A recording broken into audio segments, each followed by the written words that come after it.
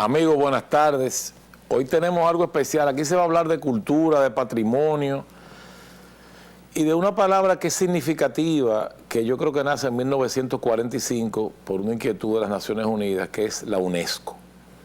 Hoy tenemos con nosotros a mi amigo Jesús Paniagua, que es el secretario general de la Comisión Nacional de UNESCO en República Dominicana.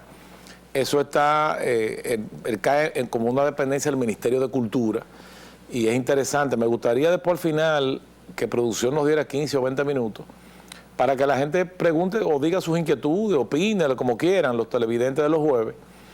Así es que bienvenido, Jesús.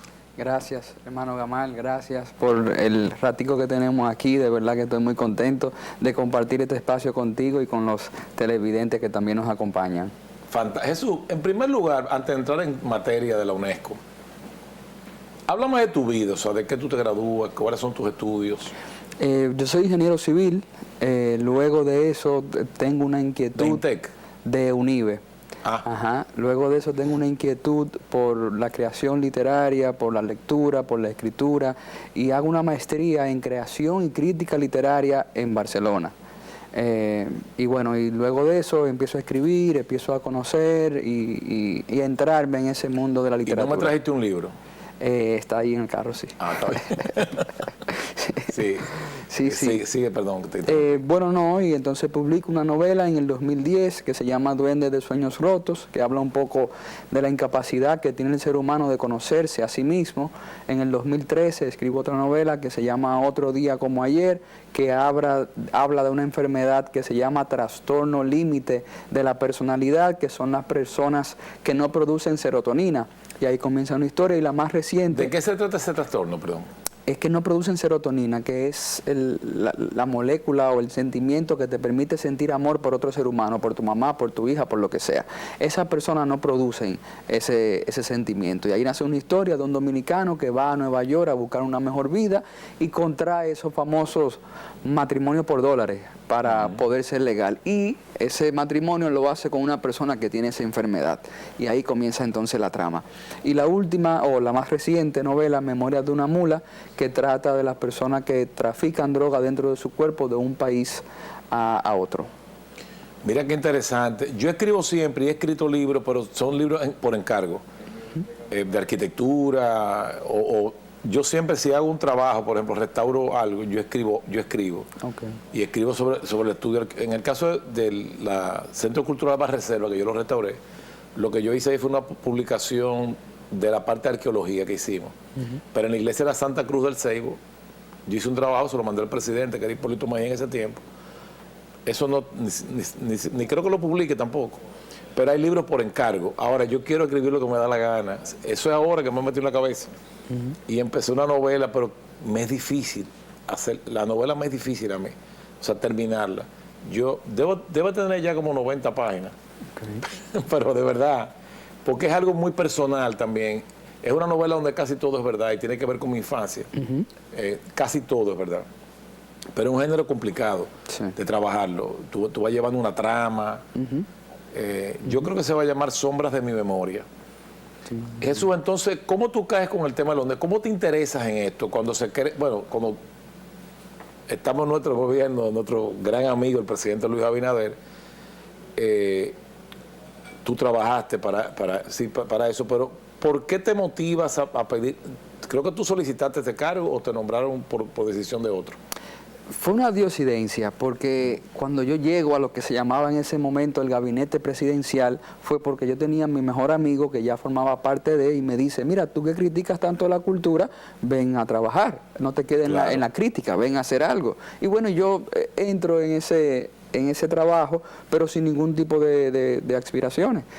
Cuando gana el presidente, entonces yo tenía la idea que yo iba a estar fuera del gabinete, del tren gubernamental, porque no era algo de mi interés. Pasa una situación muy especial, que es donde me dicen que necesitan entonces que yo entre, y dentro del organigrama del Ministerio de Cultura, esa posición me llamó poderosamente la atención, porque en el colegio yo siempre participaba en estos modelos de la ONU que se hacían con diferentes concursos en diferentes colegios, etcétera, etcétera, y la UNESCO me Me llama mucho la atención porque es el organismo de las Naciones Unidas que se encarga de la educación, de la cultura, del medio ambiente, de las ciencias sociales. Entonces reúne lo que para mí son los principales componentes para un desarrollo realmente sostenible.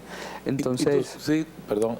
Y tú sabes, Jesús, que en los cargos gubernamentales, señores, uno tiene que estar claro de que eso es tu competencia. O sea, que tú estás donde tienes que estar. Yo te lo digo, mira, déjame aclarar una cosa ahora aquí, aprovechar en televisión. Yo no nombro a nadie, tú lo sabes. A nadie. Yo puedo pedir algo. Puede ser que sí o puede ser que no.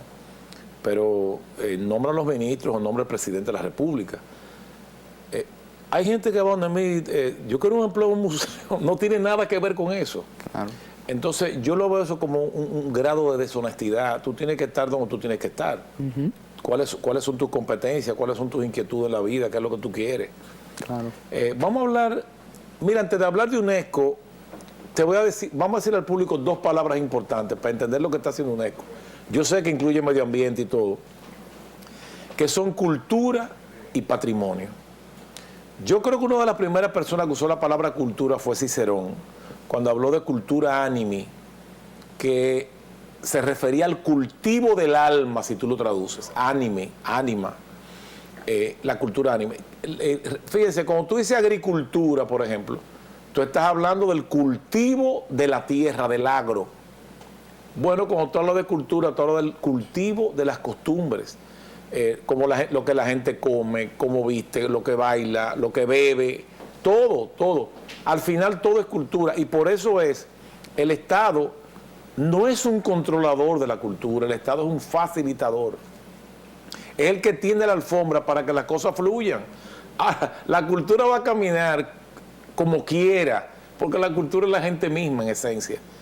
Es la manera en que el cibaeño habla el castellano, nosotros los sanjuaneros. O sea, esa es tu cultura y punto. Eso es lo que ha cultivado ese grupo específico, esa comunidad, en el devenir del tiempo. Ahora, el conjunto de esos bienes que va acumulando en la historia, esas comunidades, es lo que llamamos patrimonio. Fíjense, por ejemplo, ¿de dónde viene la palabra patricio? Que tú dices, es un nombre, claro, ahora, Patricia, mi esposa. Bueno, de los patricis, de los padres. Los patricios en Roma eran los padres de Roma y eran familias específicas, los Lulios, los Claudios, eran una gen, o sea, la gen Claudia, bueno. Y la palabra patrimonio viene de lo que tú recibes de tu padre, de tu patrici. Entonces, ese patrimonio son los bienes que tú acumulas. Pero la nación tiene su patrimonio en muchos contextos, y uno de ellos es el patrimonio cultural. Ese patrimonio cultural que UNESCO tanto protege, se divide en inmaterial. Por ejemplo, el merengue es patrimonio de la humanidad, eso es inmaterial, pero él es el que va a hablar de eso. O patrimonio material, tangible o intangible. Un monumento es tangible. Yo con la artesanía creo que tú la tocas, la artesanía, pero es intangible en el contexto de que es un saber hacer que se transmite en el tiempo. Jesús, UNESCO nace en 1945. Háblame de eso. Sí, bueno, después de la Primera Guerra Mundial, entonces los países se reúnen con el principal propósito de tener un baluarte de paz, de que todos los países se puedan poner de acuerdo alrededor de la paz. Y ahí nosotros, República Dominicana, somos uno de los países fundadores de esa organización. Y ahí nace entonces la UNESCO. Las siglas son en inglés. Sí, sí, United Nations for Education, Culture and Science, UNESCO. Entonces, tú eres secretario general de nuestro capítulo dominicano. Sí, todos los países miembros de la UNESCO tienen una comisión nacional, que la UNESCO es el único organismo que tiene una comisión en cada país. Y en nuestro caso, la presidenta de la Comisión Nacional Dominicana para la UNESCO es la ministra de Cultura, Milagros Germán. ¿Qué trataríamos hoy? Todas estas actividades que están estado haciendo, ¿no? Sí, podemos hablar de lo que viene haciendo UNESCO en los últimos, lo vamos a concentrar en los 2 últimos meses para no extendernos tanto. Ahora que usted habla de patrimonio cultural material e inmaterial, la UNESCO, la Comisión, está asumiendo un compromiso UNESCO que se firmó en el 2013 y que todavía no se ha hecho, que es la elaboración de un Plan Nacional de Salvaguardia para el Patrimonio Cultural Inmaterial. ¿Qué es eso? Primero que todo es un inventario para saber qué artesanos tenemos, cuál es nuestra música, quiénes son los hacedores de la música, nuestra creencia religiosa, todas las fiestas patronales que se van haciendo, la danza, el teatro, todas esas manifestaciones inmateriales, no las tenemos inventariadas. Hay una diapositiva que él trajo, si quieren pasar la primera, en lo que él sigue hablando, sigue Jesús. Y como no la tenemos inventariada, pues entonces no la conocemos y no la valoramos. Entonces, después que tengamos ese inventario que ya se está llevando a cabo como proyecto piloto a Santo Domingo Norte, vamos a crear la política de acción para que esos patrimonios se puedan sostener de forma sostenible. Tú hablas del patrimonio inmaterial. Inmaterial. Sí, con el patrimonio entonces material que tenemos en el 1990, que se declaró nuestra zona colonial como patrimonio de la humanidad, ahí se están haciendo muchísimos trabajos. Como usted bien sabe, el BID tiene un proyecto muy interesante para la zona colonial, pero así también se está creando las políticas para la medida de prevención de la zona colonial. Y tenemos nuestros ingenios coloniales, que usted muy bien lo conoce, donde se está creando una ruta para esos ingenios coloniales que al final del día transmiten nuestra memoria histórica. Mira, vamos a explicar eso ahora. Hay una imagen ahí en pantalla, en el monitor. Explícamela tú a mí. Que Sí, bueno, todo eso son nuestros ritmos tradicionales, que son conocimientos que se van pasando de una generación a otra generación. Los padres, como usted bien hablaba, lo van transmitiendo y es algo que no se puede tocar, ese conocimiento no se puede tocar, pero es muy fácil de que se pierda, que los jóvenes no tengan el interés de seguir manejando nuestras expresiones como el merengue o la bachata. Entonces por eso es que él sabe guardarlo. Ahí tenemos imágenes de niños tocando instrumentos, también el ritmo y el baile del merengue, todas esas son nuestras costumbres que forman parte esencial de nuestra identidad. Esos niños de la derecha, porque ¿qué es lo que estamos viendo? Ese niño de la derecha es en el espacio cultural de la Cofradía del Espíritu Santo, los Congos de Villamella, que son patrimonio de la UNESCO. Esos son niños que viven en la comunidad y se están adentrando al conocimiento de la elaboración de maracas, del ritmo, del baile, de cómo se transmite esa tradición, y eso es lo que están haciendo ellos ahí en ese momento. Las 3 escenas inferiores, ¿qué baile? Parece merengue a la izquierda. Sí, eso fue en el 2021, en el Día Nacional del Merengue, que fue en diciembre. Que hicimos entonces una pequeña demostración a las diferentes comunidades de cómo se baila el merengue tradicional. Más arriba, donde hay unas niñas vestidas con diferentes colores, eso fue en el ingenio de Boca de Nigua. Eso también es una comunidad de Boca de Nigua, donde ellos transmiten la africanía en sus danzas. Fue muy interesante también. ¿Y abajo las otras 2, la última? Abajo las otras 2, en el centro, inferior. Eso tiene que ver con la tradición del gagá.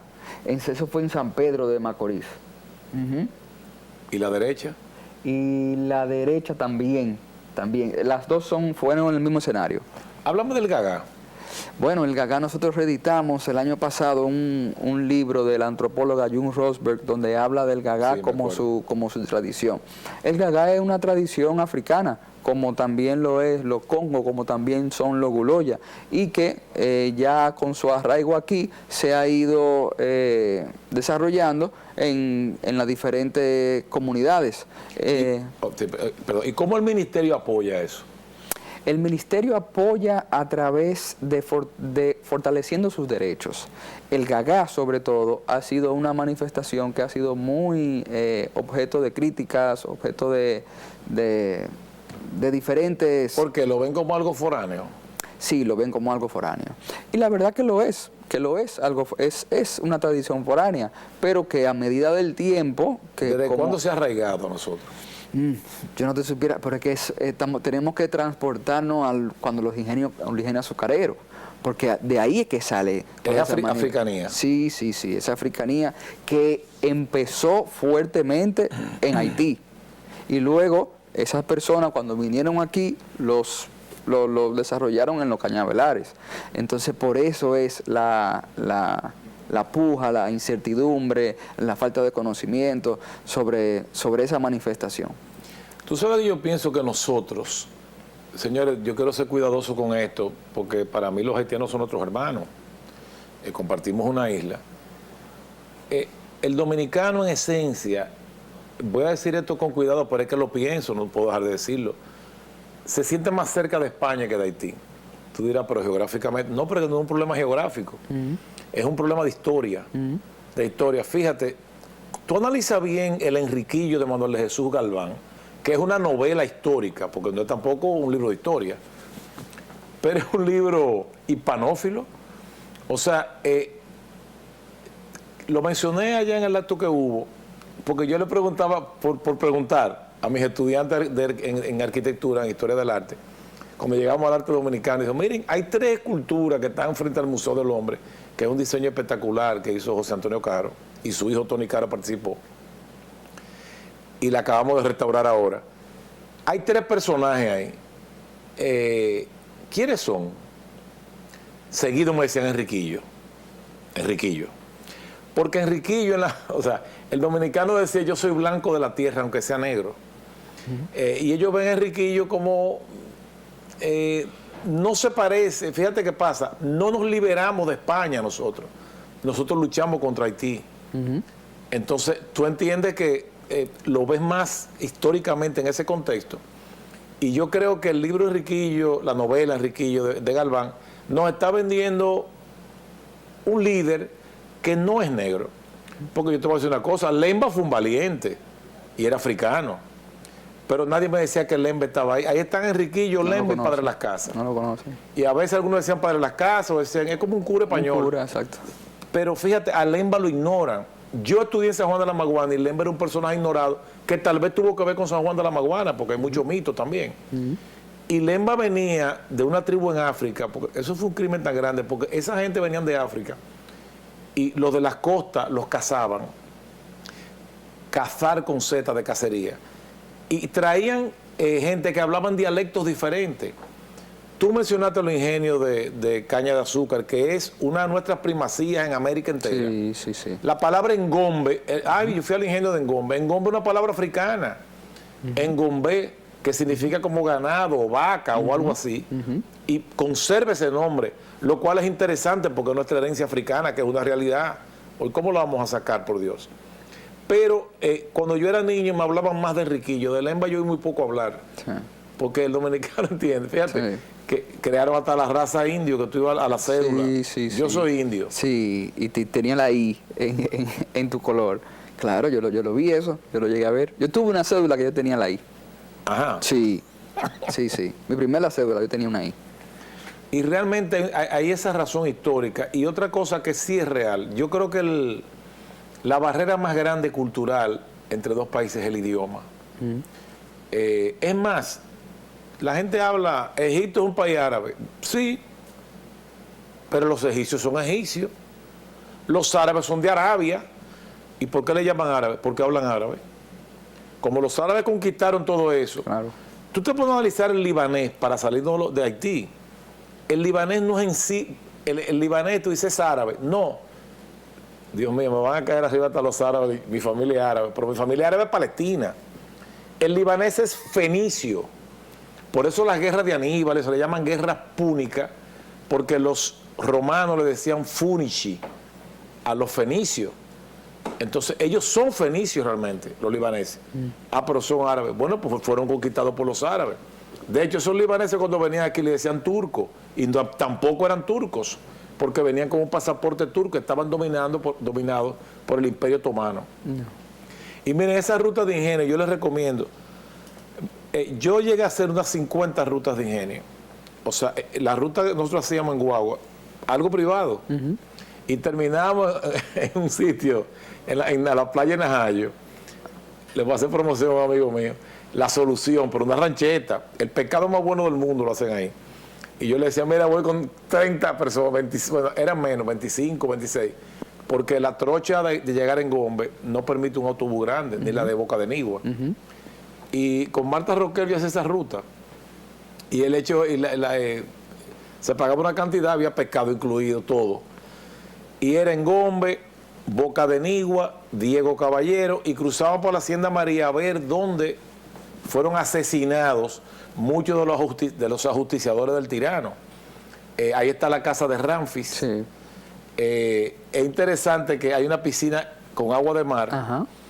Y dicen, eso es casi seguro, que Ramfis tenía una tubería para mandar la botella de alcohol, de ron, desde la casa, bajando como en un tobogán, para llegar a la piscina. De ahí viene la expresión, hay romo por un tubo, porque lo mandaban por un tubo.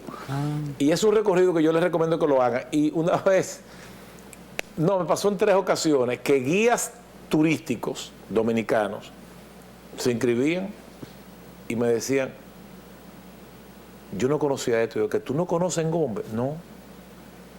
Y es que tú no puedes ser guía y no conocer en Gombe. Claro. Que yo sueño todavía con que eso se ha hecho en Cuba y se hizo aquí una vez, pero la cosa hay que mantenerla. Simular un trapiche en uno de esos ingenios porque está todavía el espacio. Que los niños vean realmente un trapiche funcionando. Cómo se trabajaba con la caña, salía esa melaza, el proceso, que lo vean cómo se hacía. Por ejemplo, en Gombe estaba destinado a ser un ingenio hidráulico y finalmente terminó siendo un ingenio de tracción animal. Pero déjeme aclararle algo, yo no quiero ser crudo, porque yo creo que uno de los crímenes más grandes que ha habido en la historia, imperdonable, fue traer los esclavos africanos a trabajar con esas condiciones de vida. A veces el animal era un ser humano que le daba vuelta y movía el trapiche, que tú lo ves en Boca de Nigua. Sí, se dice mejor. Sí. Y es muy interesante rescatar todo eso. Ya sería esa fabricación del azúcar, que por cierto el azúcar no es blanca, el azúcar es blanca por un accidente, se cree. Parece que unos pollos pisaron una harina, una cosa, o sea, buscaron la manera, la azúcar refino blanca, no es el azúcar tiene otro color. Vamos a seguir con tu tema, estoy hablando demasiado. No, ahora que usted habla del ingenio de Boca de Nigua, del Engombe, recientemente, hace 3 días, conmemoramos la primera rebelión esclava en el Nuevo Mundo, que se hizo en uno de esos ingenios hace 500 años, y donde usted, claro que participó y tuvo una ponencia espectacular. Para rescatar esa memoria histórica. Es muy importante, hermano Gamal, la memoria histórica de nosotros, porque eso es lo que nos construye en nuestra identidad. Y eso es un norte de UNESCO. Sí, en el 2014 se declaró el decenio del 2014 al 2025 sobre la igualdad de género y el reconocimiento de la cultura africana. Y fue por eso que conmemoramos esos 500 años bajo un sello postal que le agradezco mucho a Impostón. Sí. Que fue, vamos a dar los datos históricos, ¿cuándo fue esa rebelión? En el 1521 fue la primera rebelión esclava en el Nuevo Mundo. Y no se sabe muy bien si fue en Boca de Nigua o si fue en Diego Caballero, que todavía no se conoce con certeza, pero fue aquí, que es lo importante. ¿Y cómo trabaja UNESCO? Por ejemplo, vamos a la memoria ahora. La memoria se registra en un libro de historia. Yo tengo una preocupación grande con para mí la historia está llena de mentiras. Depende de quién la escribe, tiene su historia. Bueno, trabaja UNESCO en la investigación de la historia. Por ejemplo, ¿dónde fue esa rebelión? Vamos a investigarlo. Te pregunto. No necesariamente en la investigación de la historia, pero sí en reconocer la veracidad de esa historia y en los documentos patrimoniales. Es decir, si hay un documento histórico importante, entonces la UNESCO trata de buscarle las medidas para salvaguardarlo y tiene un comité que se llama el Comité de la Memoria del Mundo, donde por ejemplo nosotros tenemos el libro de los primeros esclavizados ya cristianos, tenemos ese libro de bautizo, tenemos también el libro de la resistencia, pero también tenemos a nivel regional el Fondo de Fradique Lizardo, que son unos documentos folclóricos muy importantes. Tenemos páginas vanilejas en Baní, que lo tiene el Centro Cultural Prieyó, que fueron como la primera revista que tuvimos aquí en el país. Esos documentos patrimoniales, entonces la UNESCO los recopila, los digitaliza, los pone a servicio del público y los salvaguarda. Pero investigación per se, no la hace. Puede ser que un ministerio le solicite a la UNESCO y tenga un técnico capacitado para ayudarle pero no profundiza en la investigación. Porque esa es una queja que yo tengo. Yo he llegado a proponer personalmente dos investigaciones y no hay fondo para eso. Sí. Te hablo en el pasado, no tiene que ver con el Estado. En universidades privadas, yo le decía, pero es que la universidad que no investiga no está funcionando bien. Sí. ¿Por qué te digo de la historia y las mentiras? Mira, hay una expresión de Oscar Wilde que dice que es exagerada de Oscar Wilde, pero no deja de ser verdad. Bueno, media verdad. Nuestro único deber con la historia es escribirla de nuevo. Nuestro único deber con la historia es escribirla de nuevo. Te doy un tema ahí. La mujer en la historia. Hay mujeres extraordinarias que han sido sacadas de la historia por ser mujeres, que fueron famosas en su época. Te voy a decir un nombre que a nadie le suena: Sofonis Banguisola. Trabajó al lado de Miguel Ángel en el Renacimiento. Tuve los cuadros de esa mujer, una maestra, y fue respetada en su tiempo. Lavinia Fontana, nadie la conoce. Lavinia Fontana mantenía al esposo, le dijo: no, pero tú eres extraordinaria, pinta tú y yo cuido a los niños, que tuvieron muchísimos hijos. Entonces, ¿qué pasa? Toda esa falsa moral decimonónica de la era victoriana, que la mujer tenía que trapear y planchar y más nada. Voy a hacer una cita porque me gusta mucho. Mi personaje favorito, que lo cito muchísimo, de 100 años de soledad, es Remedios la Bella. Eso es para darle un toque poético a esto.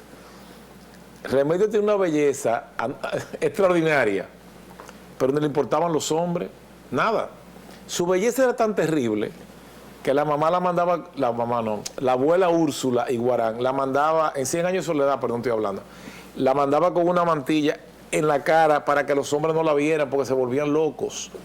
Hubo un individuo que vino a pretenderle, un hombre joven, apuesto, con dinero, y fue a la iglesia y le esperó a la salida y le dio una flor. Y Remedios levantó la mantilla 2 segundos y le dijo gracias y la bajó.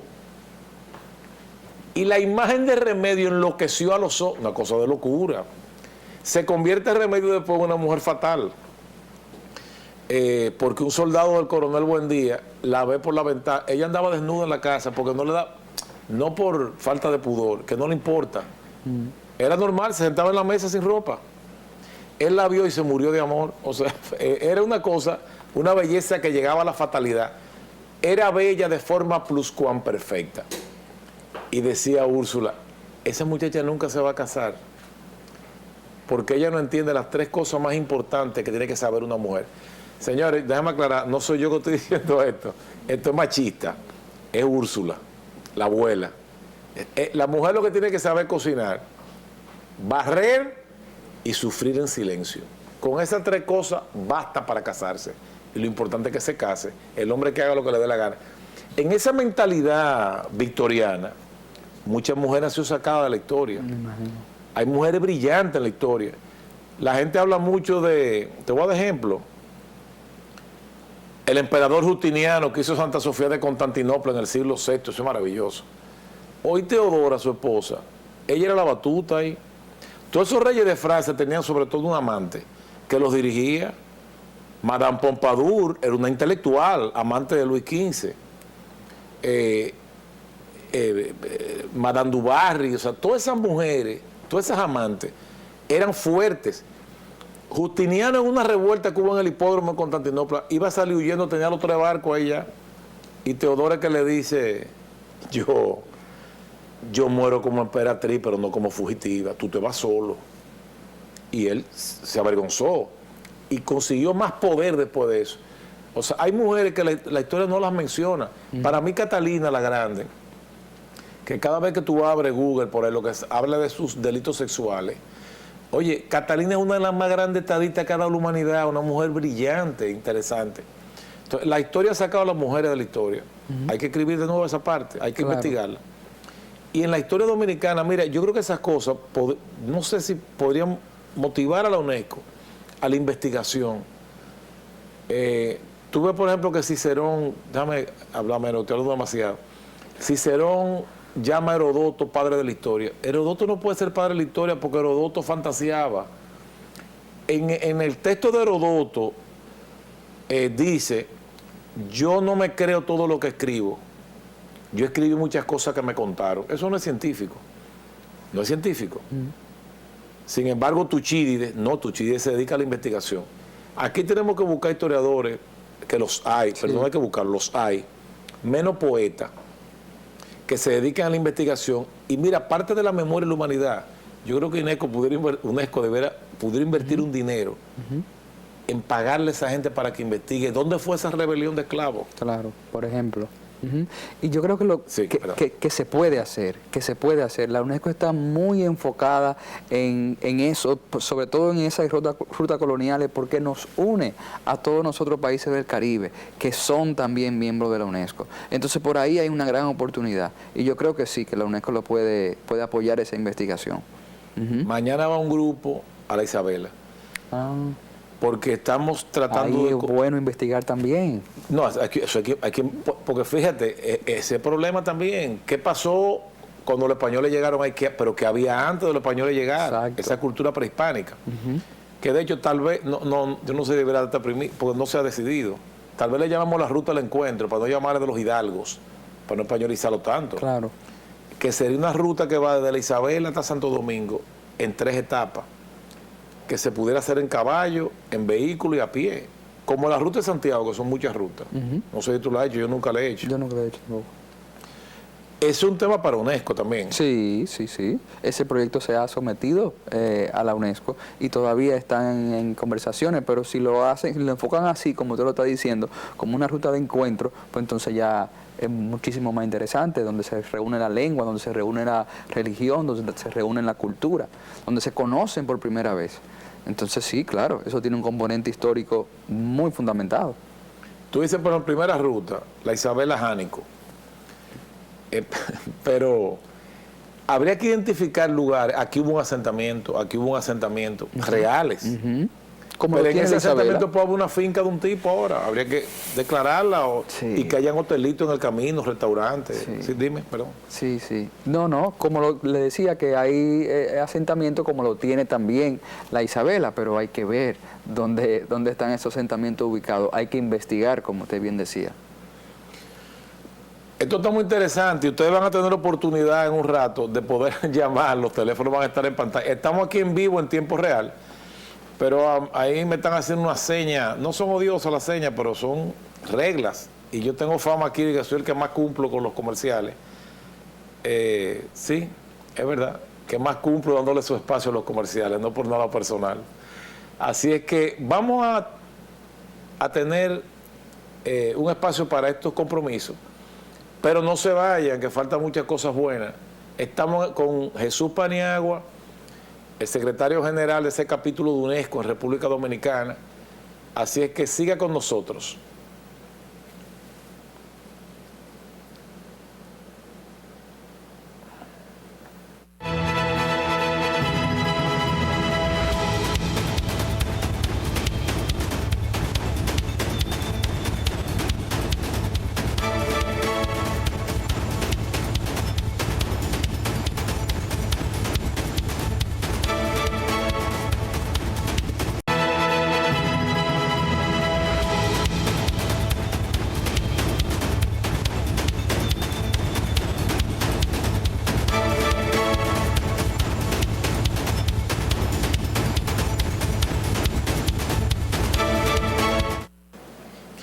Estamos con ustedes de nuevo. Se me pasó algo al principio que es muy importante. El 24 y 25 de noviembre me llamó a Mauricio Stari, que preside ahora mismo ICOMOS.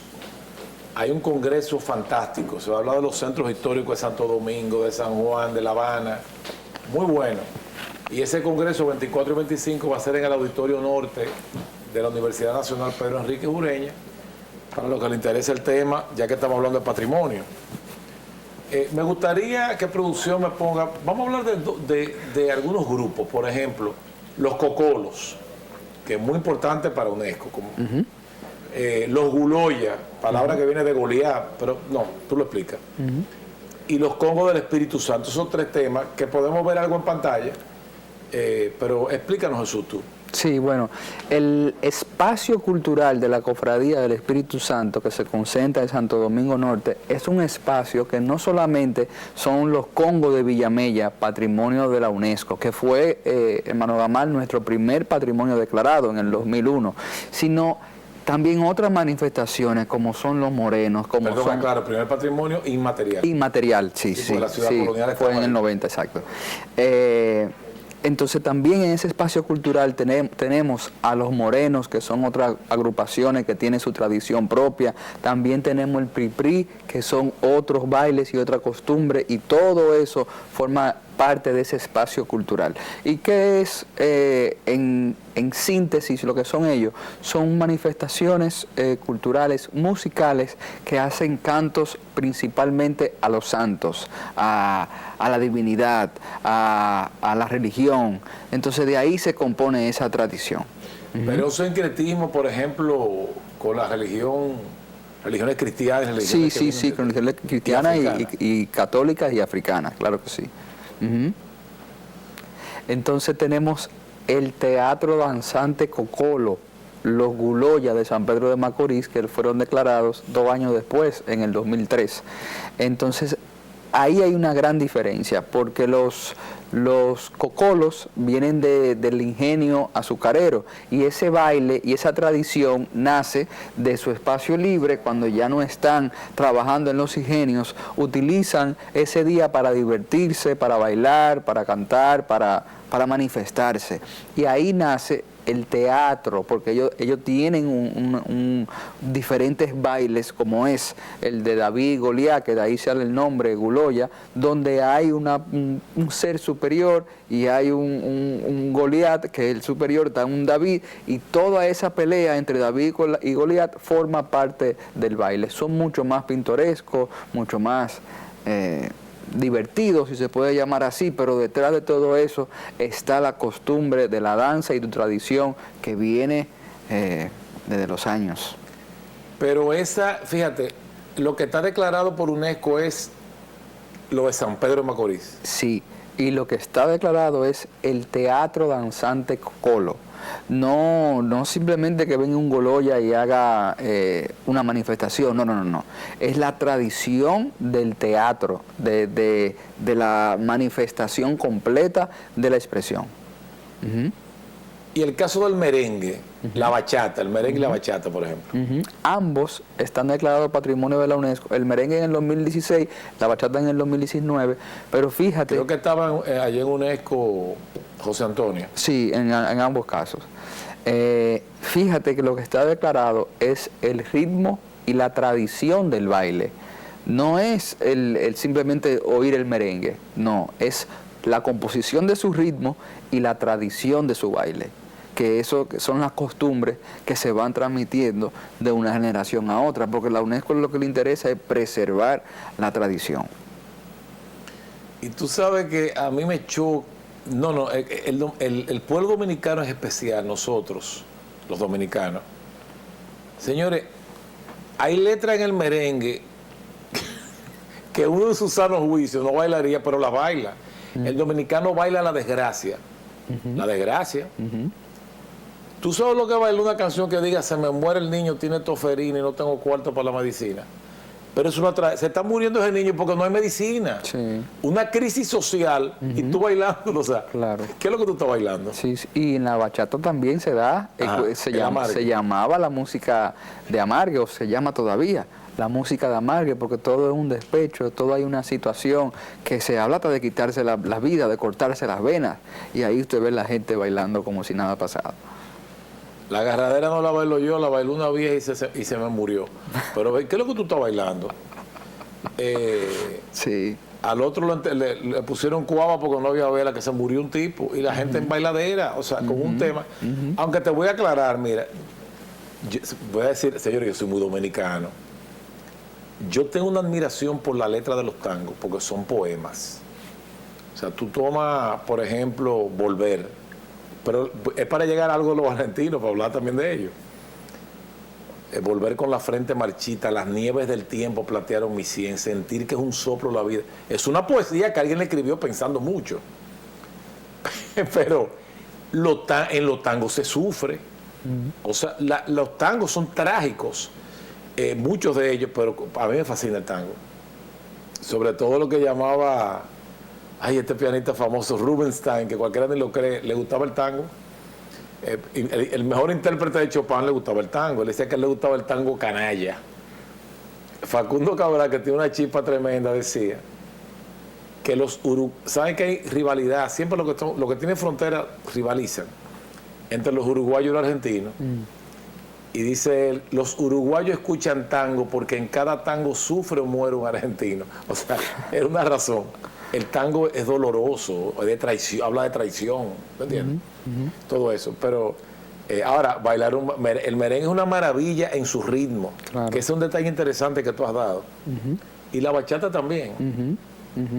¿Tú lo bailas? Sí, yo bailo los dos. Bailo los dos. No, yo merengue sí, pero que no bailaba bachata en mis tiempos. Sí. Tendría que ponerme a aprender, yo estoy muy viejo para eso. Hay tiempo. Hay tiempo. Y todos esos ritmos, por ejemplo, en San Juan de la Maguana, la mangulina, que también se baila en Ocoa. Y la zarandunga que está en Baní. La zarandunga, el carabiné. El carabiné. Todos esos ritmos son nuestro patrimonio. Como te decía anteriormente, no lo tenemos inventariado. No lo conoces. Quizás tú, porque vienes de San Juan, conoces la mangulina. Pero no tiene por qué una persona en la Romana conocerla. Entonces, para eso es necesario ese plan de salvaguardia, para hacer un conocimiento de toda nuestra identidad, que es muy rica, es muy diversa, pero se desconoce. Y como se desconoce, uno no la hace propia, y como no la hace propia, entonces no forma parte de ti. Hay una explicación que usted dio hace mucho tiempo, que a mí me encanta, que es de la memoria, que me gustaría que usted lo explique, porque eso pasa con la cultura que se desconoce, con nuestra identidad. Si se desconoce, lo que yo dije. Usted tiene una que es de 100 años de soledad también, cuando la persona pierde la memoria. Perdón, ese capítulo. Sí, porque un capítulo que te ahoga en 100 años de soledad, que es cuando Macondo pierde la memoria. Exactamente. Entonces ellos empiezan a decir, bueno, vamos a escribir todas las cosas, esto es una vaca, hay que ordeñarla con un letrero. Pero razona, porque se nos va a olvidar leer también. O sea, la amnesia. Entonces cuando los pueblos trastornan su memoria colectiva, lo que están perdiendo es su identidad, es como que le da amnesia. El mal de la amnesia, o sea, tú no sabes quién tú eres, te conviertes en el otro. Y sobre todo, Jesús, mira, en este tiempo de globalización, que algunos hablan de cultura global, no es que la palabra es errada, es peligrosa. Por ejemplo, la cultura es local. Nosotros defendemos lo que pasa en este lugar. Cuando tú globalizas la cultura, ¿qué significa eso? No quiere decir tampoco que no escuchemos rock. A mí me encantan los Beatles todavía. Yo sé que ya pasaron, pero yo crecí escuchándolo. Y esos grupos, Led Zeppelin, todos esos grupos me fascinan. Pero hay que estar consciente de que nuestro pueblo, lo que hay que rescatar es la memoria de ese pueblo. Exactamente. Yo recuerdo las patronales eran fantásticas cuando yo era niña en San Juan. Y habían tradiciones de ir en caballo, en saltar una argolla, o sea, los caballos paso fino. Dime tú algo de eso, que está haciendo UNESCO en el rescate, para meterlo también en la memoria de la humanidad, la memoria nuestra. Y después me gustaría ver algunos eventos que están ahí en lo que tú trajiste, que tú nos expliques qué sucedió. Que yo te agradezco. No sé si me habías sacado los pies tú a mí, pero últimamente estoy muy ligado a UNESCO. Yo reconozco, sí. No, pero involucrado, claro, sí. Claro, porque usted maneja un capítulo de UNESCO muy importante, que es el patrimonio. Usted maneja el patrimonio material e inmaterial. Recordemos que la comisión funge mucho como de apoyo y de seguimiento y de coordinación, pero la verdad es que el capítulo de patrimonio lo maneja muy de la mano de usted, por eso es que hemos hecho esta sinergia tan interesante. Vamos a ver unas imágenes que yo quiero, vayan despacio para yo decirles lo que pasen, sigan, aquí, sigan. Eso fue lo que hablamos de los congos de Villamella. Sí. que por primera vez, bueno, es importante decir que por primera vez el Ministerio de Cultura le está dando su espacio y le está dando su lugar. Han hecho muchísimas acciones para fortalecerlo. Mira los colores de los trajes, en la ropa, en el merengue, en esto. ¿Eso está incluido en esa declaratoria? Claro, porque eso es parte de la tradición. Ah, perfecto. Sí, la tradición musical del ritmo y del baile, eso es parte, nuestro vestuario. Pásame a la próxima para ver algo. Sigue. Aguanta ahí. Ah, exacto. Sí, ese fue el evento que... En ese yo participé. Claro. Explícanos esto, ¿qué consistió? Sí, lo primero es conocer un poco... ¿Qué es transcultura? Exactamente. Transcultura es un programa que diseñó la UNESCO con financiación de la Unión Europea para los países del Caribe. ¿Qué busca Transcultura? Fortalecer a los artistas, a los hacedores de cultura en un sinnúmero de vertientes. Una de ellas es la identidad. En ese evento que se llamó Conectando el Caribe con Europa, se hablaba mucho de primero qué es ser caribeño. Porque, ojo, aquí vinieron artistas y hacedores de cultura invitados de todos los países de las Antillas. Creo que había 14 países. 14 países. Vino 2 representantes de cada país. ¿Qué significa ser caribeño? Y luego, cómo nuestra cultura se asocian y cómo podemos ser uno mediante una misma cultura. ¿Para qué? Para poder acceder a esa financiación europea que está ávida de encontrar proyectos culturales que se relacionen con Europa, que bueno, todos tienen parte de arraigo aquí en el Caribe, de una forma u otra hemos estado conectados. Entonces ese evento que pasó 3 días, duró 3 días, tiene que ver mucho con eso. ¿Qué es ser caribeño y cómo nuestra cultura nos une? ¿Qué pasa? Estamos un poquito alejados de Jamaica, por ejemplo. Estamos desconectados de Trinidad y Tobago, totalmente desconectados. Estamos porque ahí. El dominicano se siente, yo digo, corrígeme tú, más latinoamericano que caribeño. Perdón, tú dirás que el Caribe está también latinoamericano, pero fíjate qué pasa. Nos sentimos cercanos de Puerto Rico, de Cuba, pero no tanto de Jamaica. Sí, el idioma. Pero también de Venezuela. Sí, es verdad, porque hay un Caribe anglófono, un Caribe francófono. Es que yo te digo que la barrera más fuerte cultural es el idioma. Porque como te dije aquello de que uno se siente más español, señores, no tomen esto en otro sentido. Es que hablamos el idioma de ellos. Y no importa que tengas un inglés fantástico.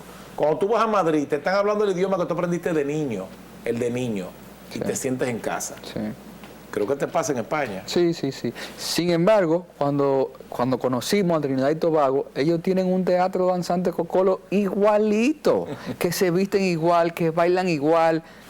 Y nosotros también. Gente maravillosa, mira, yo me sentí como hasta querido ahí. Sí. Que te traían regalos, el ron, el café. Sí. El café, que usted jamaiquino, que usted me dijo que le gustó mucho. Lo estoy tomando toda la mañana.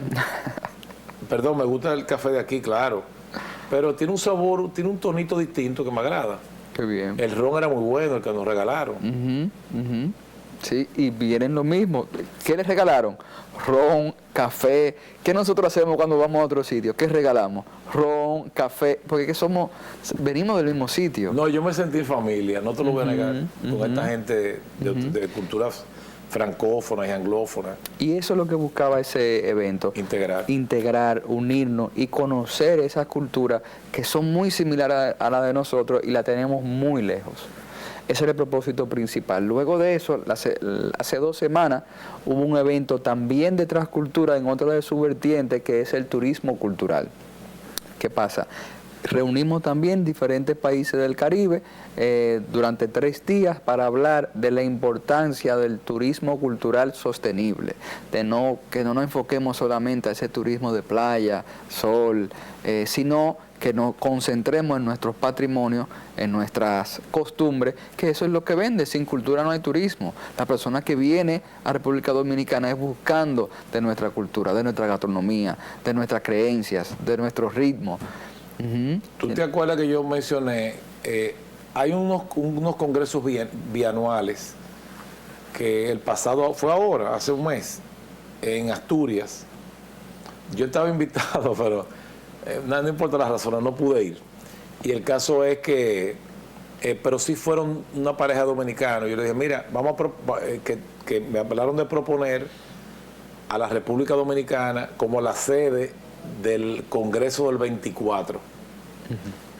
Y me dice, pero yo creo que tú hubieras estado ahí. O sea, cuando esos europeos, eran de muchos países del mundo, pero cuando esos europeos escucharon que era República Dominicana, fue una fiesta. Sí. Es que este país está bendito de Dios. Este es un país bendito de Dios. Mire, con todo el respeto del mundo, yo conozco Dubái, yo no viviría ahí. Respeto al que viva, claro. Y son hasta mis ancestros, en cierto sentido. Pero ¿cómo yo voy a estar en un país que yo no vi una nube en 7 días? Una nube. Ahí no hay que desalinizar el agua para tomarla. Sí. Aquí los árboles crecen solos, allá que está lleno de dátiles. Y todo como sembrado, haciendo un esfuerzo tremendo, porque es desierto. Este país está bendito de verdad. Aquí todo se da rápido. Sí. Yo tengo en mi casa, yo extraño el patio. En mi casa había todo tipo de árboles en San Juan de la Maguana. Y mi papá me dio un espacio para hacer como una hortaliza, una cosa. Ahí se daba de todo. Yo tengo en mi casa albahaca, hierbabuena, menta, romero, de todo tengo yo, que lo uso. En el coso de los balcones. Y los cuido y se dan. Porque esto es un país maravilloso, esta tierra está bendita. Y realmente tenemos que saber apreciar lo que tenemos. Y lo que tienen esas islas son países similares a nosotros. Muy similares. Sí, muy similares. Vamos a tocar un tema, oh Dios, pero yo le voy a pedir a producción que me pongan los teléfonos en pantalla. Estamos en vivo, ustedes pueden llamar, pero háblame del premio Juan Bosch, que está relacionado a UNESCO. Sí, claro. Y pongan en pantalla, por favor, los teléfonos, pueden llamar porque estamos en tiempo real. El premio Juan Bosch forma parte del capítulo de UNESCO en el área de ciencias sociales. El premio Juan Bosch es el único premio que tiene la República Dominicana, un premio UNESCO, y se basa en galardonar las investigaciones científicas de una problemática del Caribe, específicamente del Caribe. Entonces, este año se lo ganó un joven que se llama, apellido Hans, de San Vincent, y su tesis doctoral. Perdón, los teléfonos están en pantalla, pueden llamar porque estamos en tiempo real. Él me cayó muy bien a ti, ¿no? Sí, muy bien, muy agradable, muy joven. Porque se parece a nosotros, bro. Sí, se parece a nosotros. Se parece muchísimo. Era la misma cordialidad, la misma forma. Y él hizo una tesis muy importante sobre la trata de personas en el Caribe. Y bueno, con un sinnúmero de proyectos que se sometieron en ese momento, él fue el galardonado. Es un premio que tiene $12,000, que el gobierno, el Estado Dominicano es el que lo proporciona. Ah, ¿no es UNESCO? No, el premio metálico no es UNESCO, es el Estado Dominicano. El premio es UNESCO, que es lo que lo hace internacional y es un premio sumamente conocido y se basa mucho en el legado de Juan Bosch. Una pregunta, ¿concursan dominicanos? Sí, claro que sí. ¿Pueden ganar? Claro que pueden ganar. ¿Han ganado? No han ganado. El año pasado, que fue cuando teníamos la tesis, tuvimos la mayor cantidad de dominicanos concursando, que fueron 3, pero no ganaron. El próximo año sí, Dios mediante. Oye, pero qué evento más interesante, porque fíjate, ahí vamos al tema mío, están auspiciando la investigación. Claro. La investigación científica y social en el Caribe. O sea, que es un campo social. Sí, un campo social. ¿Por qué se le llama premio Juan Bosch? Bueno, por la actividad social y la sensibilidad social que tuvo Juan Bosch en su vida y lo que dejó también en su obra. Entonces, por eso se le denominó como premio Juan Bosch. Fue una iniciativa del gobierno dominicano en el 2009. Bueno, sí, fíjate que Bosch hace una política usando términos diferentes, o sea, sí. Él le hablaba al pueblo siempre como un profesor. Y todos sus cuentos tienen un componente social muy arraigado. Por ejemplo. Por el cuento de Pie, de este haitiano esclavizado que aún sin poder trabajar, enfermo y con su pie descompuesto, lo obligaban a trabajar y él iba a trabajar hasta que se muere entonces ya trabajando. Eso, La Mañosa. La Mañosa, esa es su novela, claro que sí. Todos esos cuentos, los cuentos escritos en el exilio, siempre tienen un componente del más necesitado y la sociedad dominicana. Siempre, siempre, siempre. En algún momento de sus cuentos hay un componente social muy importante. Las personas que nos están viendo, por ejemplo, que pueden llamar e intervenir, ellos pueden aportar a esa página que es Memoria de la Humanidad, a la página... ¿Cómo funciona eso? Sí, la página de a la Memoria del Mundo. A la Memoria del Mundo, claro. Se hacen convocatorias, se hacen 2 o 3 convocatorias al año para esos documentos que uno tenga y entienda como valioso, proponerlo para el registro nacional. La convocatoria pasada recibimos de un particular el acta de casamiento de Ramón Matías Mella con, ahora no me acuerdo el nombre de su esposa, pero eso lo tenía un particular y lo sometió al registro nacional, y obviamente ese documento ya está digitalizado, ya está en una página web que puede acceder todo el mundo y ya pertenece al mundo, no solamente a una persona. Entonces, claro que sí. Buenas tardes, tenemos una llamada. Sí, buenas tardes. Sí. Le hablo Francisco de la Cruz y me interesa saber... ¿Tú eres de dónde, Francisco? Yo soy de La Vega. La culta y olímpica. Culta y olímpica. Tengo muchos amigos. Santo Domingo. Y me interesa algún enlace para saber cuál es la base del concurso que ha anunciado el señor de la UNESCO. Buena pregunta. Muy buena pregunta. Jesús. Muy buena pregunta. Eso es un concurso que se hace cada 2 años. Ahora en el 2023 vuelve y abre la convocatoria. Generalmente son los meses de abril y mayo, pero lo que yo le recomiendo a ese amigo que nos llamó fue que nos siga en las redes sociales, que ahí tenemos la información mucho más actualizada. Nuestras redes sociales son CND UNESCO. CND UNESCO, como Comisión Nacional Dominicana UNESCO. Nos pueden encontrar CND UNESCO. Ajá. Nos pueden encontrar en Instagram, en Facebook, en Twitter, en todos lados. ¿Qué otro tipo de evento está involucrado en UNESCO? ¿Qué viene ahora? Ahora porque bien, tiene que reconocer lo que ha estado intenso. sí, sí. Y también usted tiene, me entusiasma, sí. Usted tiene una actividad el 14 de diciembre. Hay unos cuantos países, bueno, Honduras, Venezuela, República Dominicana, Haití y Cuba están denominando o proponiendo el casabe como patrimonio cultural inmaterial de la humanidad.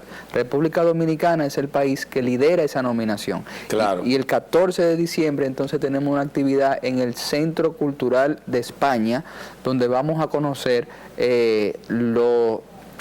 la tradición de la elaboración del casabe, cómo forma parte de la cultura de todos esos países, porque fíjate que se hace el casabe aquí en una isla, al lado de la playa, pero se hace también el casabe en una selva en Venezuela. Entonces, cómo se unen esos países a través de ese elemento gastronómico. Eso será... ¿Con qué lo hacían los aborígenes? Porque tenemos una llamada. ¿Es de La Guayiga? Sí. Buenas noches. Buenas noches. Buenas. Sí, estás al aire. Quiero hablar con el señor, los que están ahí hablando de la mangulina. Oh, claro. ¿Tú eres de San Juan de la Maguana o el sur? Yo quiero preguntarle si ustedes escucharon la mangulina de Che Blanco y de Carnaval. Mira, yo te voy a decir la verdad. Esos de allá de Neiva. Ah, es de Neiva, claro, que también está cercano a San Juan de la Maguana. A Che Blanco le tiraron de las barbas la quija por amigo de decir que hombre manco no es para. Ay, gracias, sí, eso yo lo había escuchado. Estaba un toro tan bronco que no entraba a corrar, lo cogían los rinconeros en corral sin palizar. Eso es cultura. Claro. Esa es nuestra cultura. Claro. Fíjate qué pasa, yo nazco en San Juan de la Maguana, a los 5 años me mandan a estudiar a la capital con mis abuelos. Vuelvo de 9 y regreso de 2 otra vez a la capital. Pero yo me siento sanjuanero y voy con frecuencia. Y esas son las sombras de mi memoria, tú ves, para mí es muy importante. ¿Usted tiene algún origen de por ahí, de Asua? Sí, claro. ¿Tu familia? Mi papá es de Asua, de Padre Las Casas, y mi mamá es de San Juan de Huechío, que ahora, luego de un puente que hicieron, son a 10, 15 minutos de distancia, pero somos sureños. No, y están ligados históricamente Asua y San Juan. Asua es una provincia muy importante desde el punto de vista histórico. Aquí la gente se pierde un poquito con el tema de la independencia. Señores, la independencia no es un hecho puntual, No, es un proceso. Claro. Tiraron el trabucazo, pero faltaba la batalla el 19 de marzo en Asua. Claro. Faltaba la del 30 de marzo, muchos años después la restauración. O sea, esto es una historia que tiene un proceso que para mí comienza con la independencia efímera, aunque fuera efímera, de Núñez de Cáceres. Pero es importante ver la historia. No podemos ver la historia como tiraron el trabucazo y somos libres. No, pero acá, ¿a quién se mató ahí? ¿Qué pasó ahí? Claro. Claro, es un hecho importante, no crucial, 27 de febrero. Pero esas batallas se fueron haciendo más tangibles, esas victorias, con batallas en el tiempo. Me están haciendo señas para una pausa, pero, oye, me van a dejar el tema en el aire. Que sea una pausa breve de compromisos comerciales y volvemos con ustedes, creo que para despedirnos. Pero las despedidas son importantes. Esta despedida. Quédese en su televisor.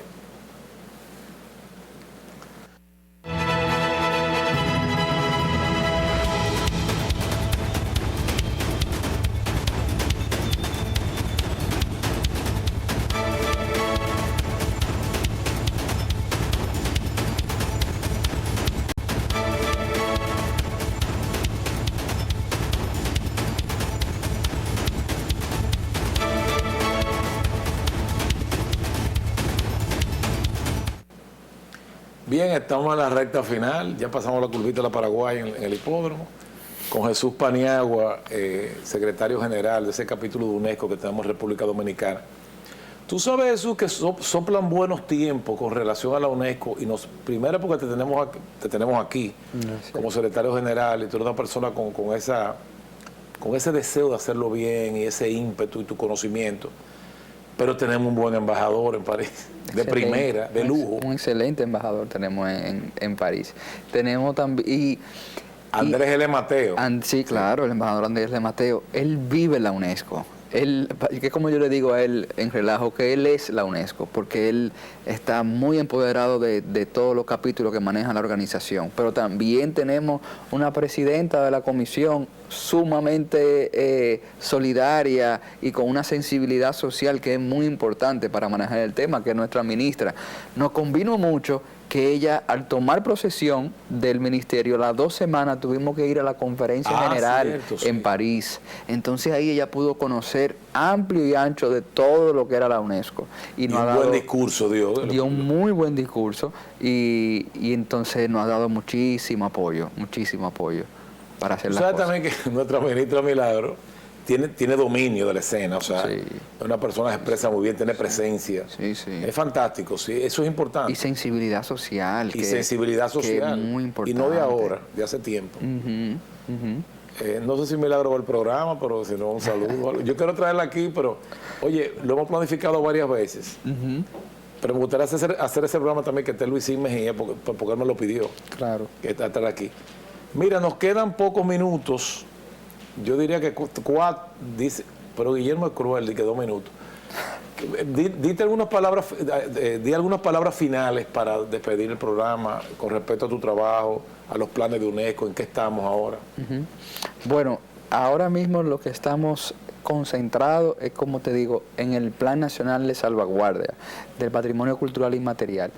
También estamos... Y en el inventario, implica el inventario. Y en el inventario, claro. También estamos muy enfocados en el sistema STEM, que es el sistema educativo que está implementando... ¿Qué es eso, el sistema STEM de ciencias y matemáticas, que está implementando la UNESCO en diferentes escuelas y colegios asociados a la UNESCO. En las ciencias naturales tenemos un programa se llama Trash Hack, engañando la basura, que se aplica también en todas esas escuelas asociadas. La verdad que yo estoy enamorado de la organización, cada día descubro algo nuevo y lo que me gustaría es que las personas se acerquen a la UNESCO, que no vean a la UNESCO como una institución muy lejana, sino que se acerquen a la Comisión Nacional. La UNESCO se acerca a la gente. También, pero nosotros lo que hacemos es la convocatoria, la interacción. Pero las propuestas para que la UNESCO desarrolle aquí tienen que venir de parte de la comunidad. No podemos nosotros como comisión proponerle a UNESCO, no podemos ser juez y parte.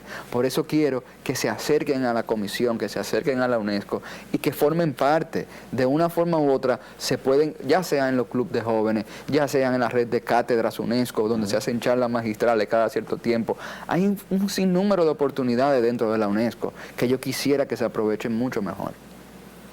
Tu relación ya finalmente, tu relación por ejemplo con las autoridades, con UNESCO en sí, es más con París o con Latinoamérica, como el caso de esta gente que está en Cuba, sí. De nuestras nuevas amigas ahora. Sí, que usted le cayó espectacularmente. Sí, antes de irse le mandó muchos saludos, que me reuní con ella el sábado. Tengo que escribirle, que yo no le escribo a la gente. Pero sí, yo me voy repartiendo. En Cuba está la Oficina Regional de Cultura, en Chile está la Oficina de UNESCO de Educación y en Uruguay está la de Ciencias Naturales. Entonces yo me comunico con esas 3 oficinas regionales, pero todo pasa a través de la delegación donde está Andrés L. Mateo, el embajador, en París. O sea que yo me voy repartiendo ahí. Bueno, fantástico. Me hicieron viceñita aquí. Yo soy una persona sumisa y obediente en todos los contextos.